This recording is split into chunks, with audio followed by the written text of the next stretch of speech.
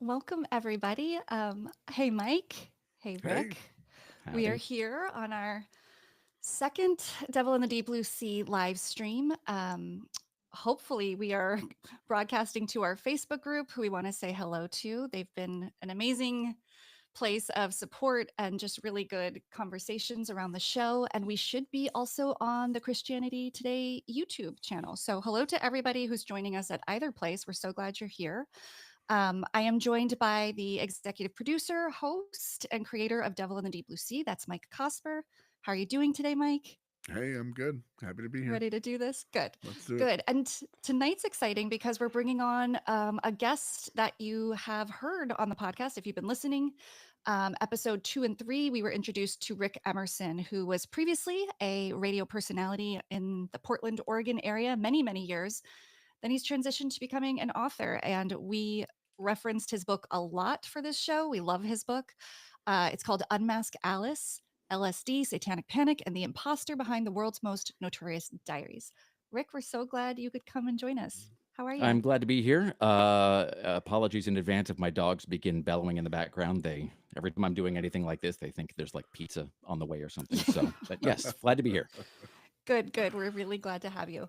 Um, well, I thought we could get started. We've got a couple questions that have already come in from our Facebook group, which is really one of the many compelling reasons to be a part of it. You can get in touch with us early and send in your questions if you have them for Mike about how the show is made, of specific episodes, and always if we have a special guest, you can ask specifically something to them. So that's a reason to join our Facebook group. And this one comes from Jonathan Crump. So he was really interested in the drug conversation that we've gotten into over several episodes. And Rick, I think we'll pose this one to you. And Mike, of course, if you have something to add, please do. But he wants to know, would you say America's relationship with drugs, the general public's acceptance and widespread legalization of marijuana and mushrooms and other drugs as a return to the relationship America had in the 1960s and the period before the war on drugs? And maybe just, I think the perception of drug culture now versus then is kind of what they're That's asking. an interesting question because it's a thing that sometimes it's sort of hard to believe how quickly the drugs and and the response to drugs and the legality of drugs change. Because I mean, up in the most of the early 20th century, there was no such thing as an illegal drug. Most drugs were just not because there weren't people who abused them, just because it was the government hadn't taken it wasn't considered a big enough issue at the time for them to make these things illegal. And even LSD, which sort of became kind of public enemy number one perceptually for a lot of people, even that was legal in most places until the late 60s. So it's kind of been this sort of this bell curve of our attitude with that. I think the biggest difference now, at least from my perspective, I mean, I am old enough. I'm now old enough that I can kind of see some of these societal changes, and it is always a little bizarre. I mean, it is. I don't think I will ever get used to the fact. So I live in Portland, and I will never get used to the fact that if I drive down the road, there's just giant billboards being like, "Come buy your weed," and it's just like it's weird. It's a strange cult. Regardless of how one feels about it, it's a strange cultural shift. I think the biggest difference now is that partially because of the internet, partially because there is, because you can never really stop drug use. You can try to sort of minimize it and suppress it, but there's always going to be people who do that. And also, the rest of the world does not necessarily follow the United States in terms of prohibitions. I think maybe the biggest difference now is there is a wider recognition, of some of the damage that drugs can do, sometimes that even drugs that are pushed as being sort of benign, that with the wrong Mhm. person, the wrong environment, or just in and of themselves can be dangerous.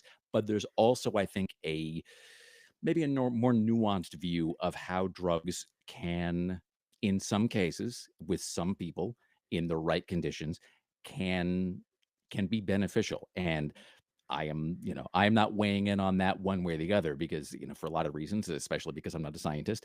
But there have been a lot of studies about, certain kinds of drugs, even at the Veterans Administration, where they are taking small steps into trying to help people with long-term PTSD and trauma. And recognizing that, like anything, what are they? It's like there's this saying that the difference between the difference between medicine and poison is just the dose. And that's not always true, but in some cases there are, there are indications that there might be some benefits to some things, and I think that is maybe the biggest shift, is this recognition that there is sort of a spectrum of how these Mhm. things can impact us, as opposed to making it this hard binary of, hey man, it should all be legal, there's no such thing as a bad drug, and there's no benefit to any of this should all be, these should all be Schedule 1 drugs. That there is sort of a gray area sometimes. I think maybe that has changed the most. Mike, did you want to add something?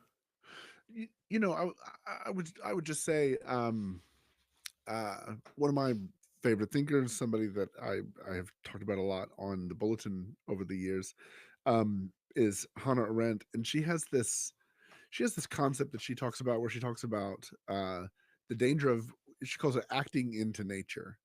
And what she's saying is, what she means when she says that is the things we do that um that that transform the natural world. And there's a whole spectrum of things that do that. Drugs are one of those things.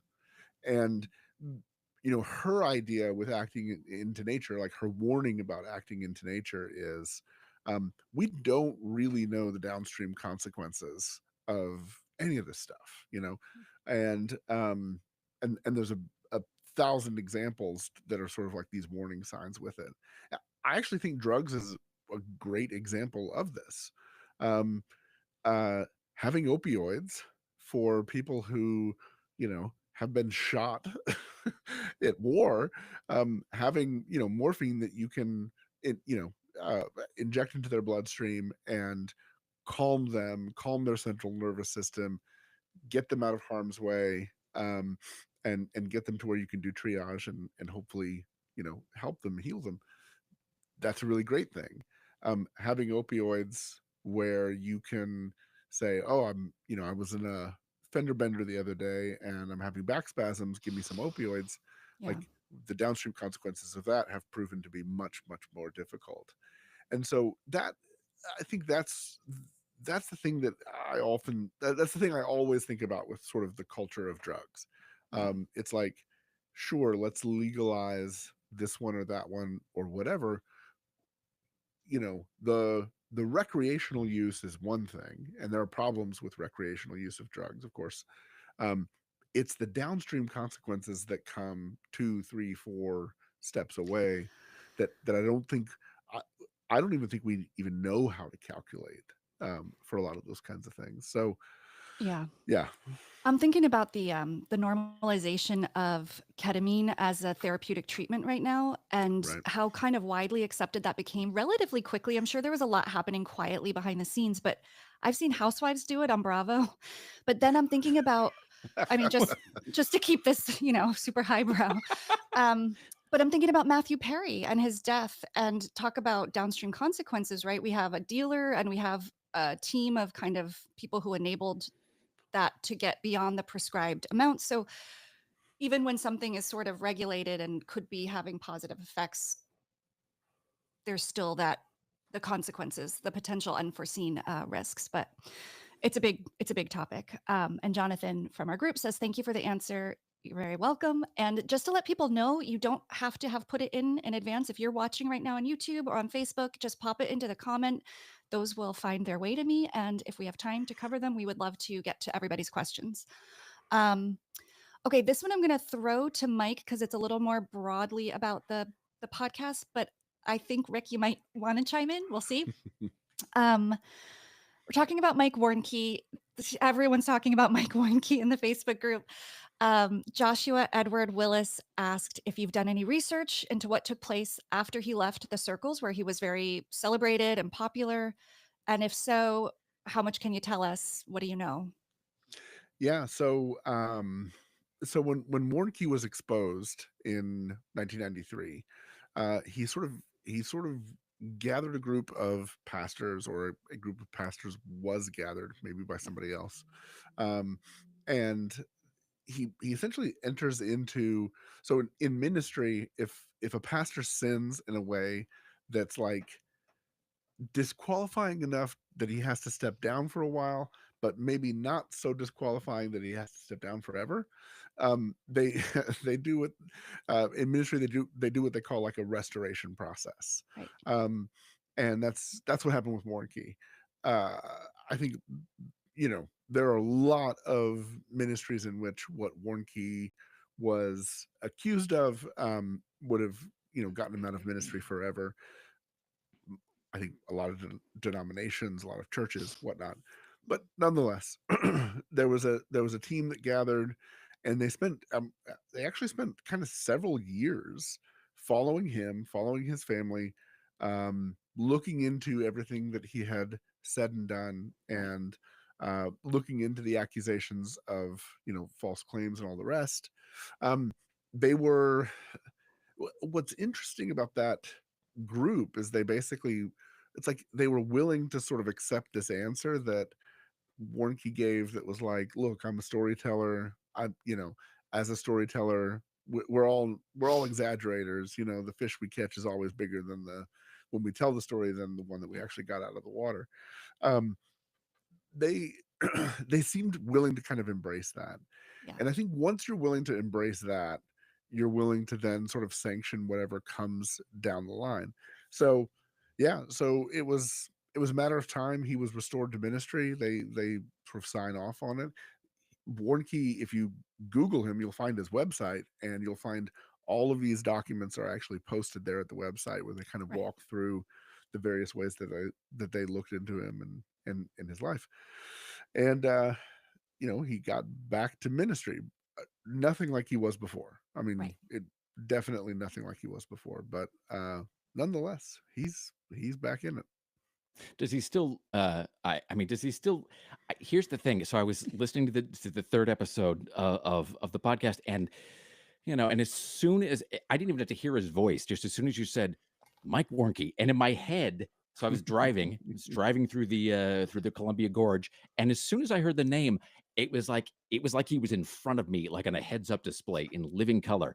I just saw like the big glasses and just like the explosion of like corkscrew hair, and he's. I mean, I don't wish to sound uncharitable.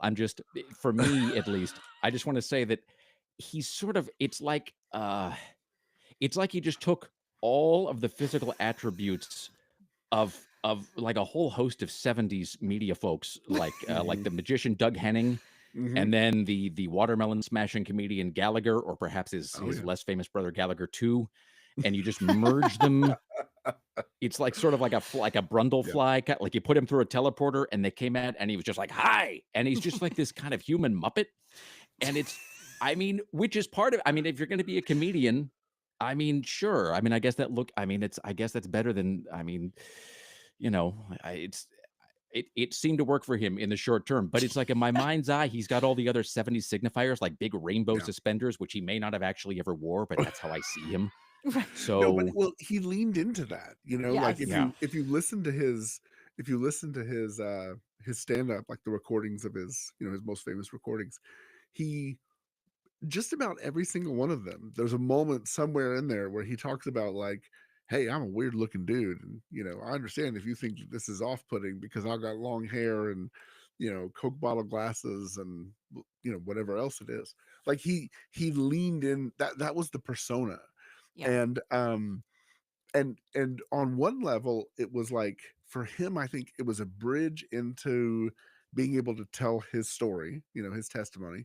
um and on another level I think it was a bridge to the audience to basically kind of say like, whoever you are, you belong, you know um and I think the thing about him, I would say this.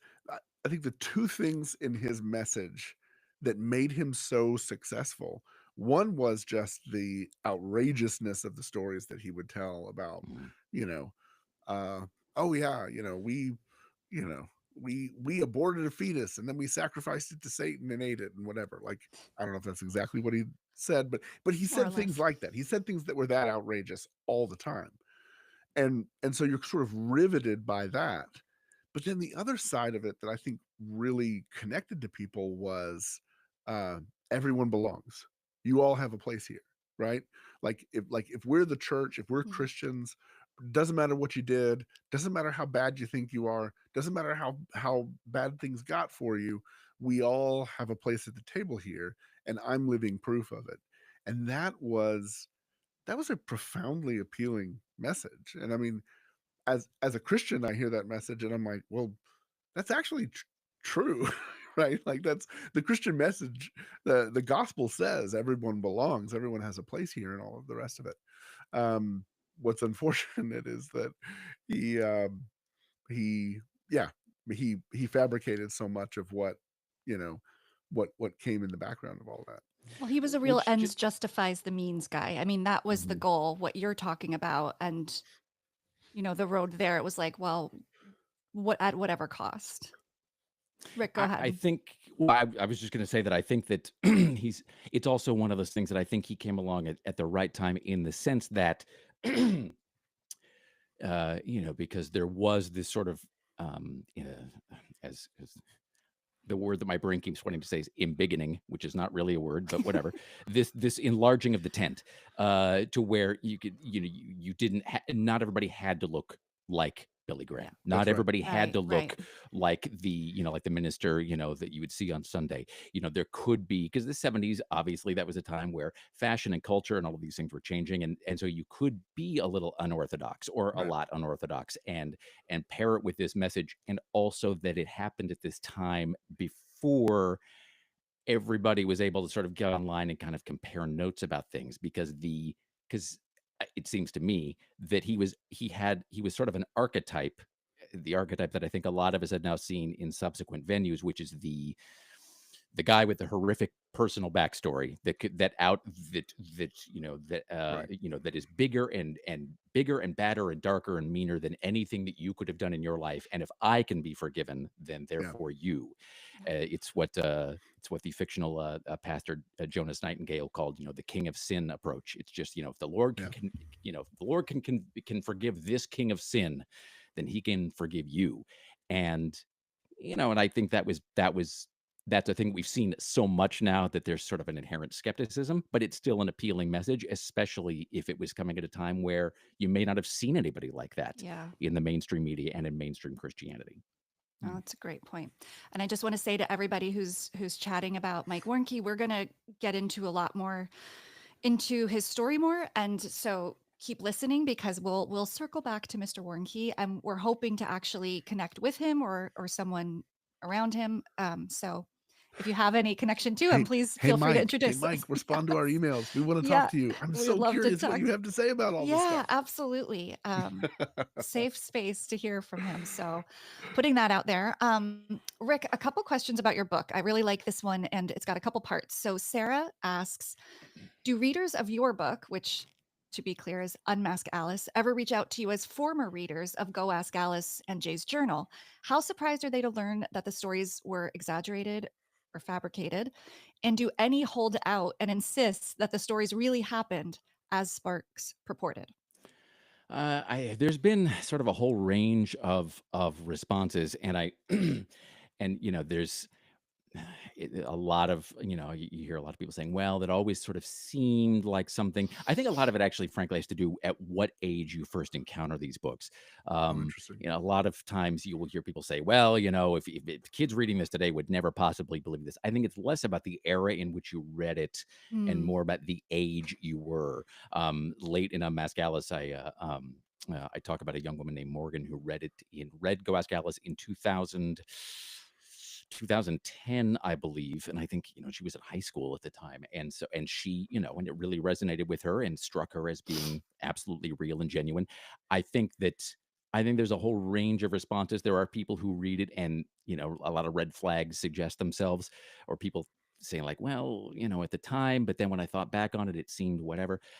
If you go on Amazon, you will and look at the reviews for Go Ask Alice, it is sort of amazing to see how it is almost evenly divided still, Wow. though, down the middle of Wow. people. I mean, there's basically three reactions that people will have if you canvass online reviews, especially for Go Ask Alice. You'll, and Jay's journal is similar. You'll see well, this is obviously, a fraud, and it's something, I either knew or I have concluded that it's a fraud, and this confirmed my views, or this is absolutely true. And anybody who says differently, has never really known anybody who's been an addict or has never gone through addiction themselves, because what Mm. seems outlandish to you is not outlandish to somebody who has fallen into this hole of addiction.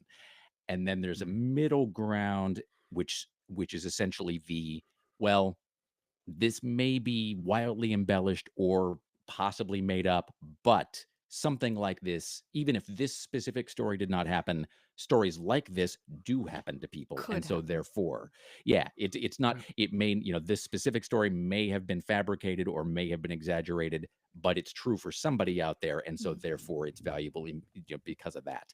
Um, it's, I do think that it is one of those things that if you read it for the first time as an adult, it will almost certainly ring false to you. B- But a lot of that also, again, just has to do with the fact that when you are a teenager, to the best that I can remember it, when you're a teenager, you are just kind of this live wire bundle of emotions that are just constantly just, Mm. you're just, and every day is either the best day of your life or the worst day of your life. Mhm. And Go Ask Alice really captures that kind of, you're as a teenager, you're sort of constantly just going back and forth between these two extremes, and the book sort of captures that. So anyway, that is a long way of saying that I feel like it shakes out to be, about 40-40, with then the 20% in the middle Mm. saying like, well, if it helps kids, who, we can accept the fact that it may have been fudged a little bit. Yeah.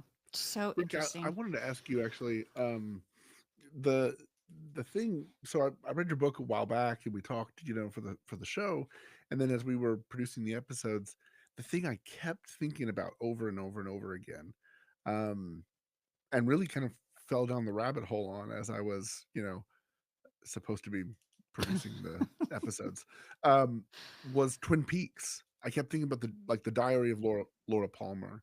Mhm. I'm just curious, when you were working on the book, did that come up at all, or are you familiar with that, and kind of the that story, and was there any intersection with any of that? To It feels to me like Mark Frost must have read Go Ask Alice when he wrote the Diary of Laura Palmer. To the deep and ongoing disappointment of many of my peers, and to my eternal shame, I'm actually not much of a Twin Peaks fan. Okay, And I'm here done I should here. say, Good night, I was just everybody. saying, I'm leaving. That's a wrap. I should I should stipulate. I should stipulate. I mean, so David Lynch is one of those. I mean, he is a person that I certainly recognize, that he was a genius, and I certainly recognize that he was, why he matters and why he is so influential. That being said, I do think that is not unlike Go Ask Alice. I feel like Twin Peaks specifically is one of those things that I did not watch at the time because I was kind of just an obnoxious jerk as a teenager, and I had like a real low tolerance for anything that was even vaguely surreal. Mhm. And so anything that was not just straightforward, like anything that had even a hint of, artiness to it, I sort of was like, "Ugh." So I was kind of like a weird reverse hipster in that way. Right, right, right, So right. by the time I watched Twin Peaks, I had sort of, You were like it no you were longer an seemed all that anti-hipster. groundbreaking. What's that? You were an anti-hipster. Yeah, exactly. Yeah, I was. I mean, I was like, yeah, I was kind of just, I was just obnoxious. But that I should skip ahead though to say that, I had not really considered that, but it would not surprise me because later in life, I did read. In fact, so this is when I was working at an oldies radio station years and years ago. So when I was busy just playing Four Tops records and introducing just introducing the Archies. Here's the Archies playing Sugar Sugar, and then I would have 3 minutes to read, which is all I did. So I would just be playing Right. these 60 songs and reading. And I actually read the Diary of Laura Palmer, and then I read the diary it's of Agent Cooper's diary. Mhm. And I don't know if they both have, I don't know if Mark Frost is the author of both of those, but I believe I that's never right. really thought about that. That's an interesting sort of connection to make. I mean, the thing about Goes Gallus is that it has such a far-reaching impact. I mean, it has. I mean, that book will outlive us all. I mean, there's just no. I mean, that book it casts such a massive shadow in so many directions and on so many people, and it is. I mean, that book really shaped the culture in a way that is it's almost it casts such a big shadow that you almost can't see where it begins and ends. Mm. So I'm Yeah. doing that thing of aggressively over answering again, but I think that it is it is probably it is probably a safe bet that Right. that had some sort of low grade influence. Yeah. Well, and I think part of the reason that I made the connection was watching, the Go Ask Alice TV movie is on Mhm. YouTube, and it is wonderfully awful. Like it is just horrendously entertaining and awful. And when you watch, especially when you watch the original, the first couple of seasons of Twin Peaks, Lynch leans into this campy Mhm. TV movie slash soap opera, mood, like this ethos that's so, um, it's just so syrupy and thick and overdone, and yeah. So unfortunately, we can't ask him, but I'm kind of. I'm kind of obsessed with the idea now. Like I desperately want to talk to Mark Frost and find out, like, hey, Well, was and this a Lynch thing for also you guys? leaned into that the dark side of suburbia Right. thing, and to and to amplify the dark side, he would, as you said, sort of lay the groundwork by painting this exaggerated, very almost like this hyper 1950s version, Yep. of suburbia, which like the kind of clock with the square jawed guy with and the hard part and the hair and all of that, and everything is a little Ed bit Hurley. Yeah. hyper real, which then then he kind of like rips it away, and underneath is just this like bottomless chasm of horror. Right. So that's a good connection. That's yeah, you should explore that more. That is I'm going to be thinking about that all night now. All right, I'm gonna put that on Mike's very future project to-do list. That's Yeah, like season 3, 4, the yeah. Twin Peaks, Hmm. season of The Devil in Deep Blue Sea. We Okay, have, I'll stop yeah. talking about David Lynch now because I That's will for bore another night. everyone. We're gonna Yeah. no, it's not boring. It's very niche. So we do have some questions coming. We have questions coming in from Facebook, and I want to make sure we read those. So Rachel, and I'm gonna put this one to Mike, and again, Rick, we welcome your input on these. Rachel from Oregon asks, and I think this is like the burning question. Do you have any theories about what was really going on with all those people who alleged they were victims of satanic ritual abuse and genuinely believed it was true? Like, what was actually going on? If it Yeah. wasn't that, then what? Man, that's a heartbreaking question, right? Um and I don't know that there's one answer. And in fact, if you kind of look at the research, look at the reporting of people who've gone back and looked at everything, there's it seems to be that there's multiple answers to what was going on there. Um in the FBI data, where they went and looked at all of these instances where there were accusations of SRA, um, the FBI essentially comes back and says, "Look, there's a big chunk of this stuff that seems to not have any basis in reality at all." Um, it came about because of sort of a there was like a real coercive thing that was going on with the investigations, the questioning, the role of psychologists, Yeah. etc. Um, but then with a lot of these people, what you end up getting, and I mean, I feel the I feel the sort of heartbreak in my chest, even just saying this out loud. But with a lot of people, what you end up discovering is that uh, these victims were not victims of ritualistic abuse. They were victims of everyday abuse. They were victims of the kind of abuse that you hear about all the time now. And I think this is, look, for spoiler alert for the series, like this is part of what we're we're talking about and going towards. It's There's a weird kind of comfort, and in the last episode I talked about Mike Warnke as like a gargoyle that keeps evil spirits away. He gives us a way of sort of grasping the presence of evil and understanding it and compartmentalizing it. um it's way easier to to think of the Satanist down the road as the monster that we're afraid of, as opposed to the babysitter next door, Yeah. who's actually the one that is abusing children, sexually abusing children. Um, so yeah, so last thing I'll say on this is that there are definitely, like, there is a a, a fair bit of reporting that's been done, work that's been done. I think more could be done. Something we're working on as well, of kind of going back to these victims and inviting them to tell their story. Like, what do they think? What do they know? A lot of them feel sort of manipulated and duped um, by the process of interrogation as well. Yeah. And Go ahead. and I would just follow by saying that, and first of all, I should give the caveat that I am not a psychologist. I'm not a psychiatrist. I'm very much a layperson in all of this.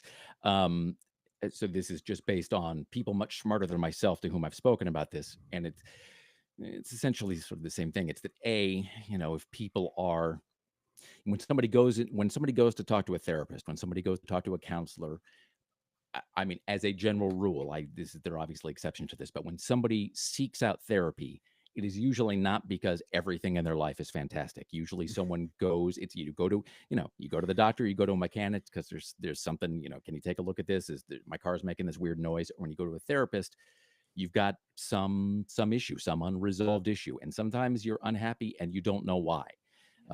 Or you feel like you are more unhappy than you ought to be given the circumstances in your life. And you're like, well, I'm still sad. I'm still depressed. I can't figure out what that's about. I feel like I shouldn't be unhappy, but I am.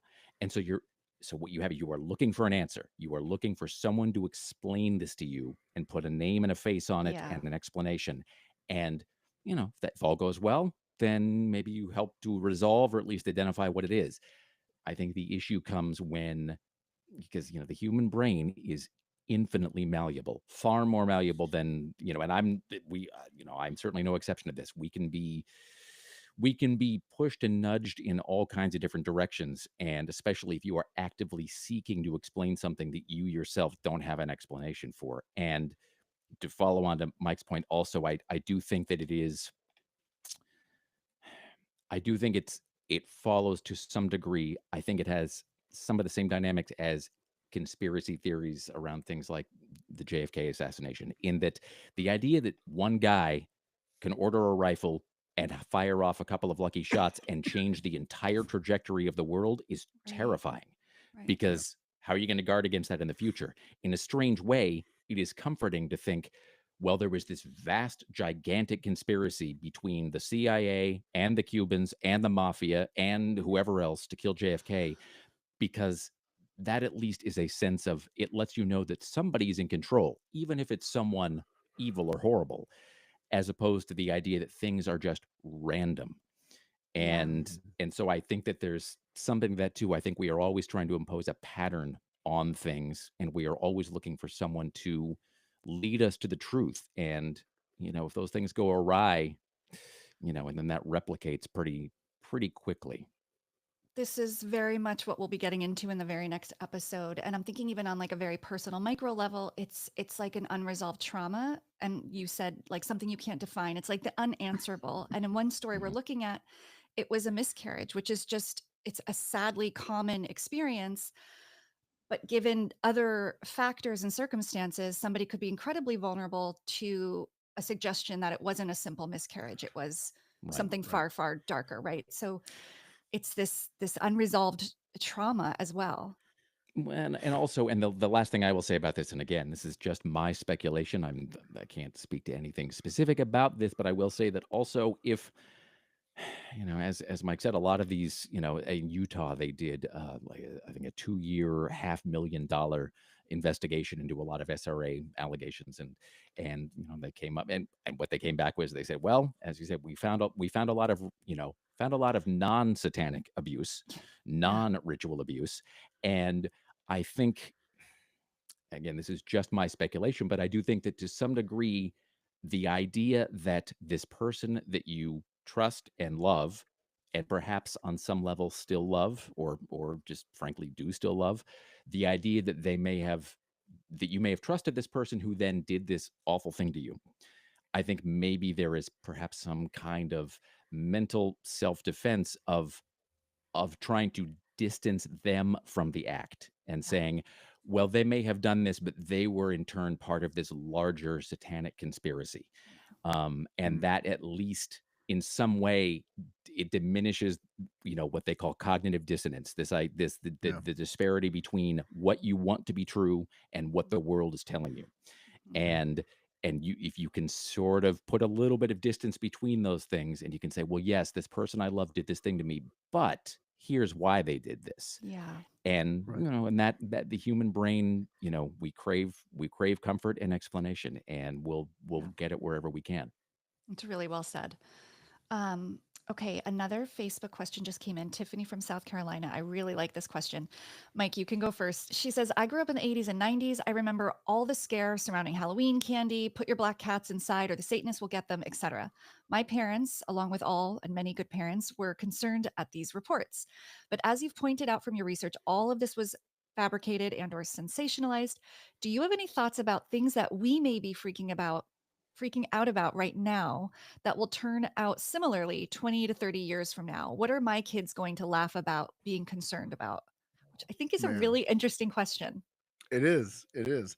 Well, and the problem is that the nature of moral panic is that it's really hard to identify when you're in the thick of it, right? Mm, It just feels like, well, this is naturally the thing that we're all afraid of, we're all worried about, because it's right in front of us. One of the things that kind of got a hold of people in cities a few years back was this thing called the knockout game, and it was this thing where it was like, oh yeah, like groups of hooligans are just walking down the street, punching random people in the place in the face, trying to knock them out. And I don't know, like, do you accrue points because you knocked out an old lady or something? I don't know what exactly that was. Um, well, there was reporting later, so there were stories, especially like the New York Post posted, reported stories about all of this, and there are people who went to jail for it and all the rest. And it essentially it scared everybody everywhere, because whether you were in New York or San Francisco or Los Angeles or Seattle or whatever, people were, for a minute, people were afraid of, is some young hooligan walking down the street just going to punch me in the face and knock me out? Well, it turned out to be a very specific thing in a very mm, specific neighborhood in New York. And it turned out that the targets for the knockout game were Jews.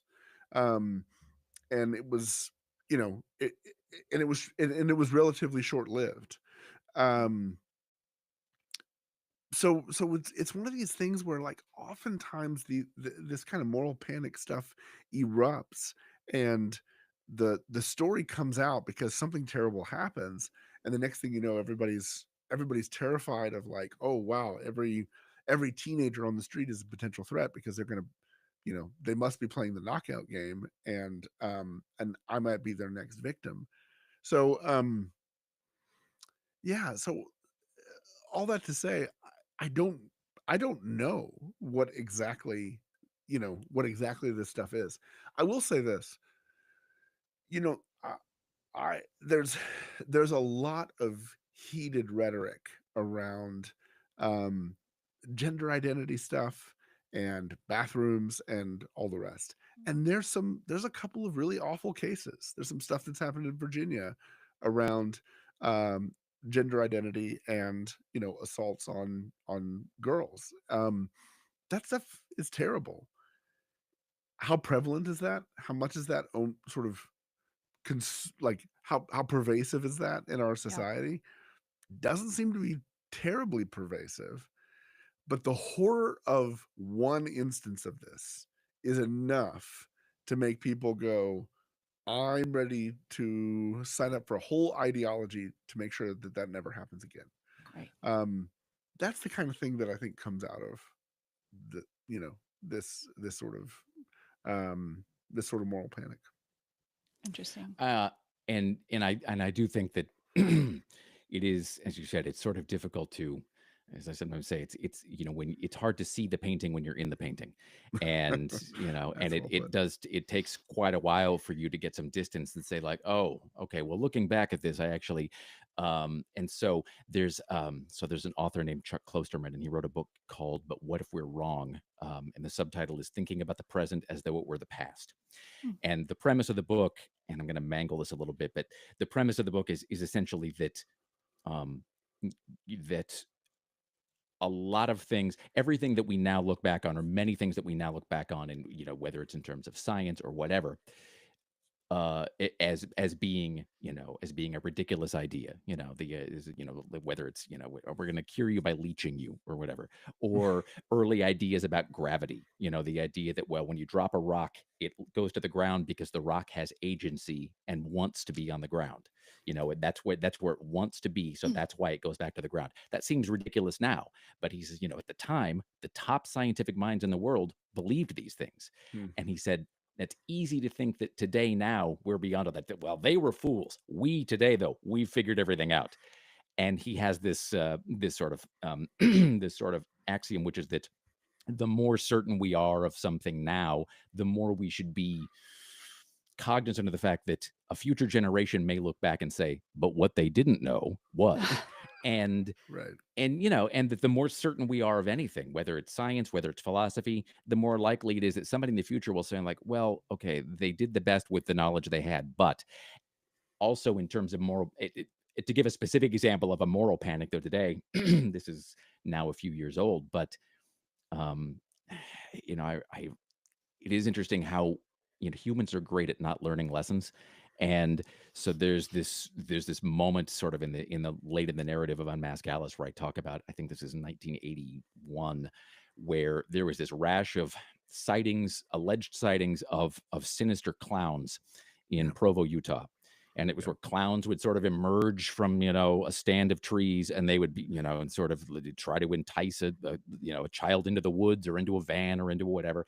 And this whole rash of evil clown sightings, all of which turned out to be non-existent. I mean, the only clown they were able to find was like the mascot from the local fire department, who came to teach fire tips with a firefighter in classrooms. But the rest of it was all essentially just made up. Fast forward to 2016, and there was I believe it was in North Carolina. I could be wrong about that, but there was a whole rash in North Carolina of, it was essentially the same. It was like a Mad Lib. It was essentially the same stories. It was just happening decades later, and had the same resolution, that it turned out that there was just no provable foundation to any of it. So these things do seem to be hardwired in, and only a few of the specifics change. I know that's kind of an unsatisfying answer, because I'm not really pointing at something specific, No, but you no, know, I think it's really important, actually, what you're saying, because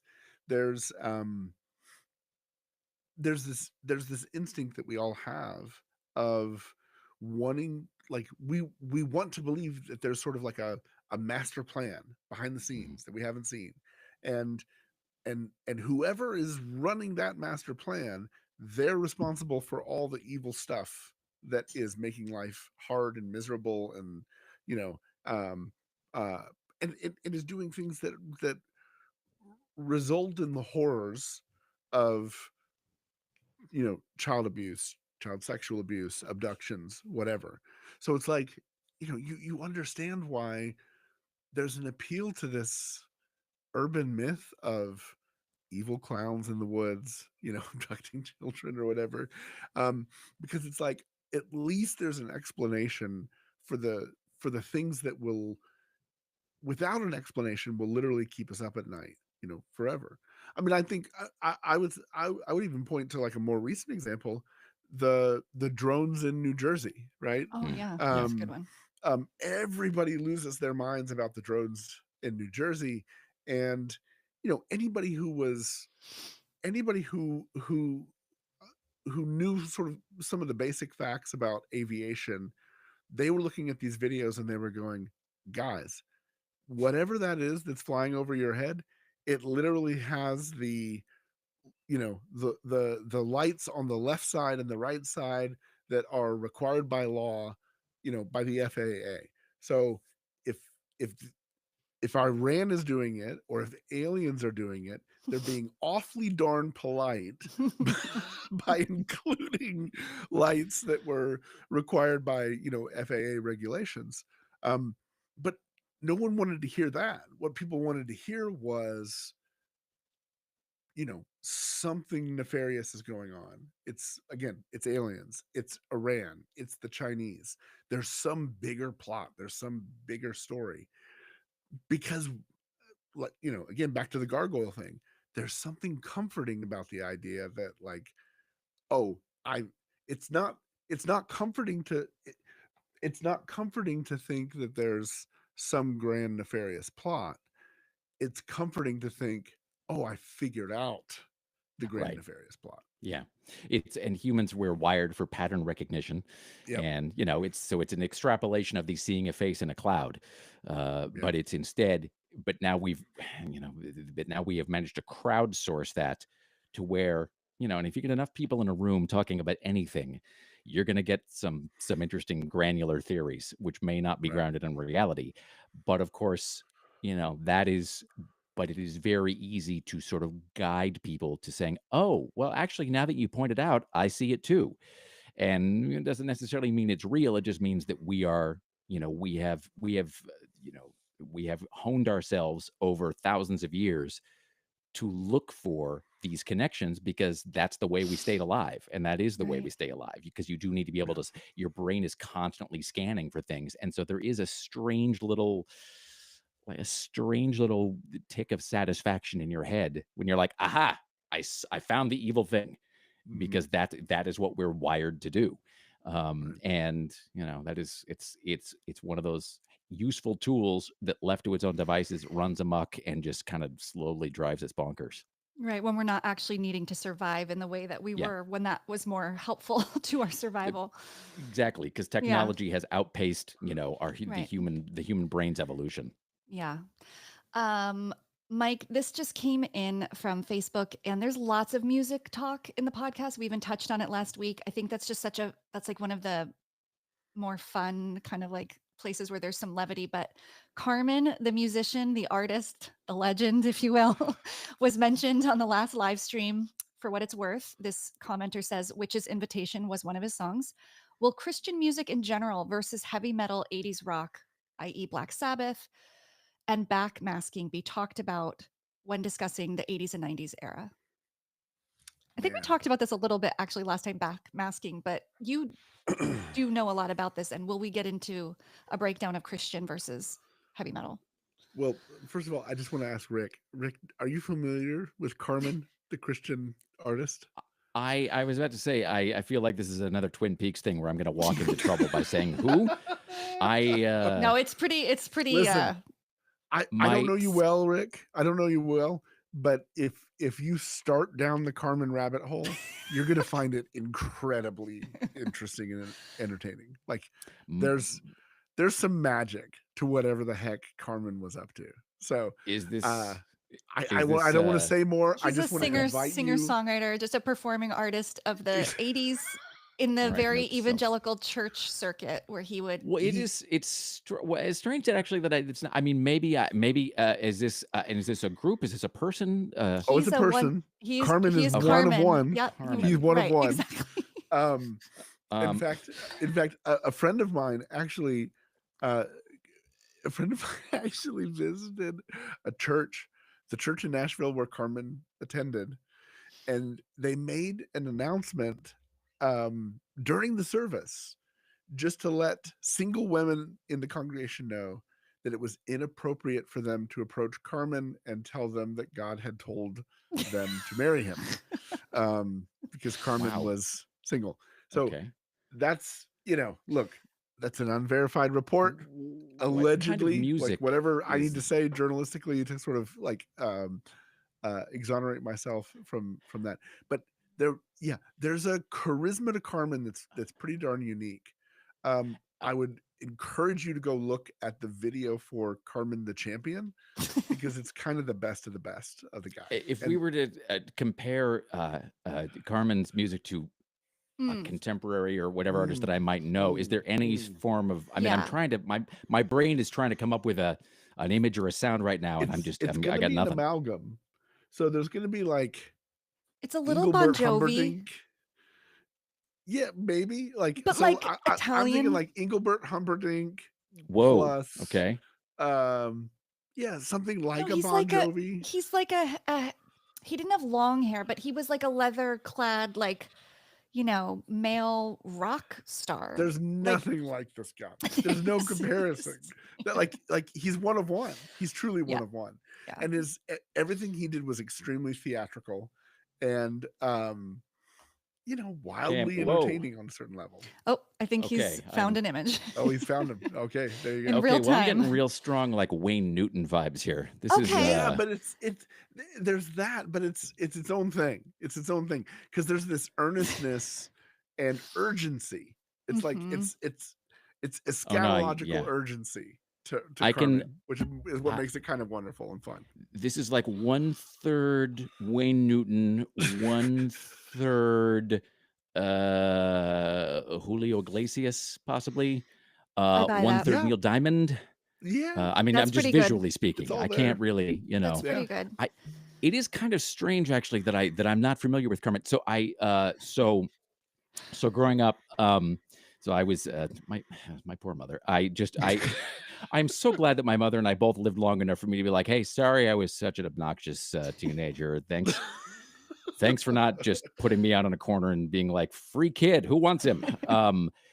But I when I was a teenager, I really did kind of go out of my way to antagonize my mother with my music selections and choices. And when I would leave the house, I would like sometimes carefully stack my vinyl records in a way that so she would walk in and see like the most offensive thing just sitting there on the front. And so let me just put this Kiss album right in front so you can just. But my mom, bless her, she tried to sort of steer me towards something more wholesome. So I would occasionally come home and I would find like a Christian rock cassette just like on my bed, on the bedspread. She's like, well, I was at the Christian bookstore and I bought this for you. And it would, be like a Petra cassette. And I'd be like, oh, okay. And so I basically have my knowledge of Christian, contemporary. It's basically like one Striper album, one Petra album, and then one Don Francisco album. And that's it. That's all I've got. So anything outside of that, it's like I'm wandering in Okay, the woods. We're excited Carmen, to add to okay. your repertoire. Okay, Do a deep we dive. to Oh. answer back to the original question. Oh yeah, we didn't even do that, right?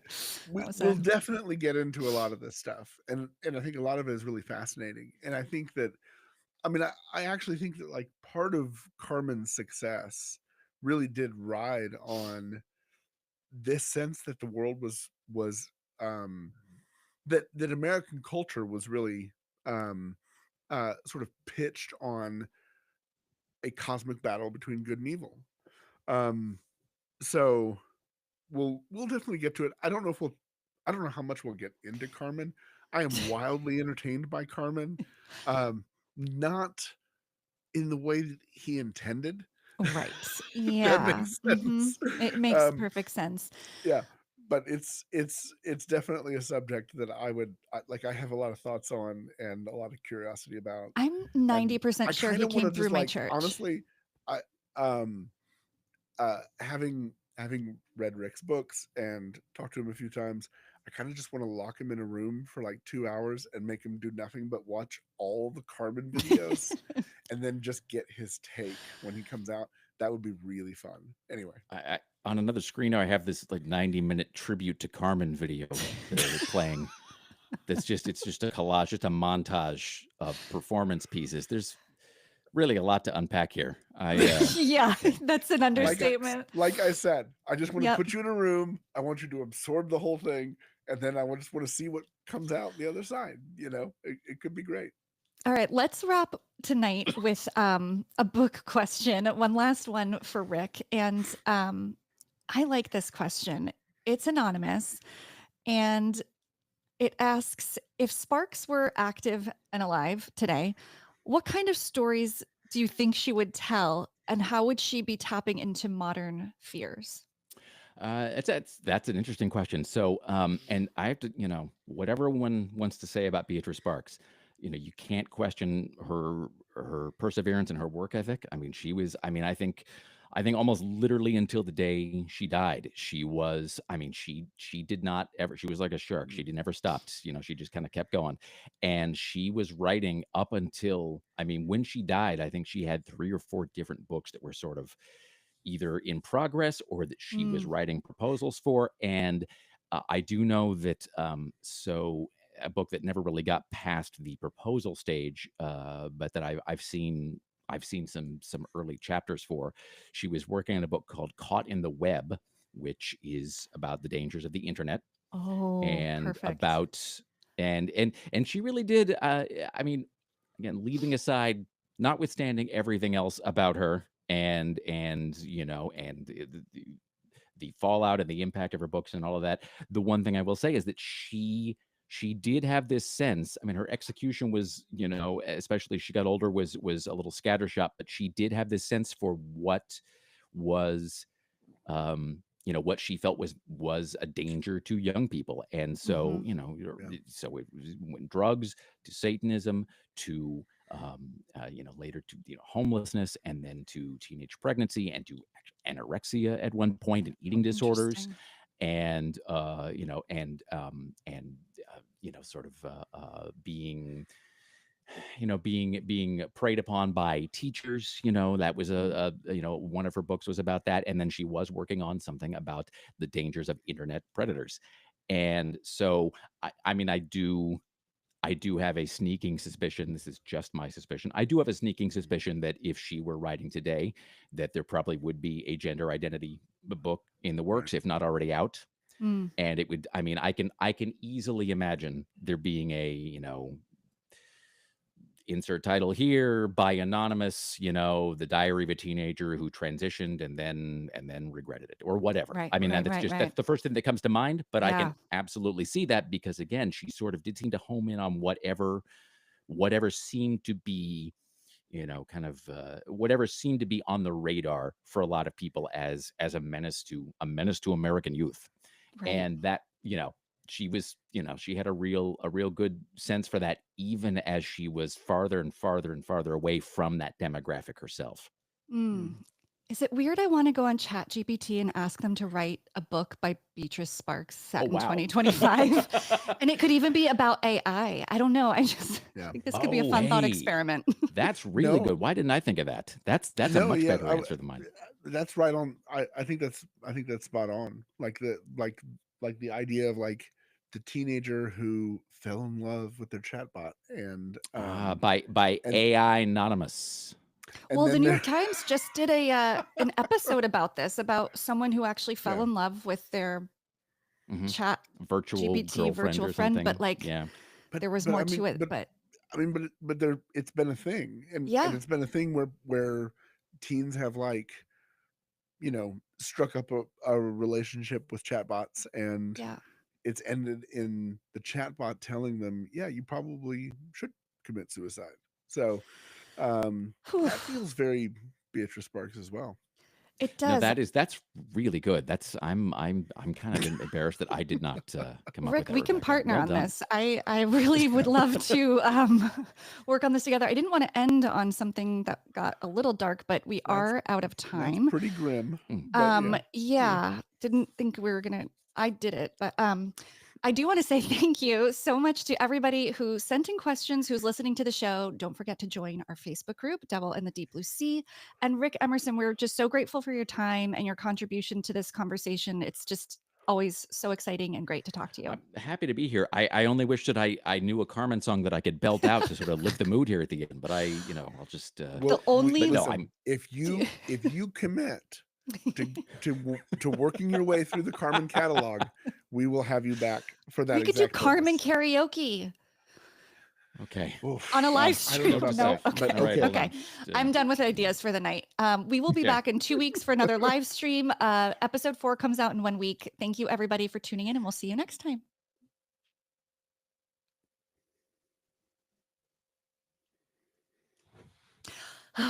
Yeah, I think I was getting punchy.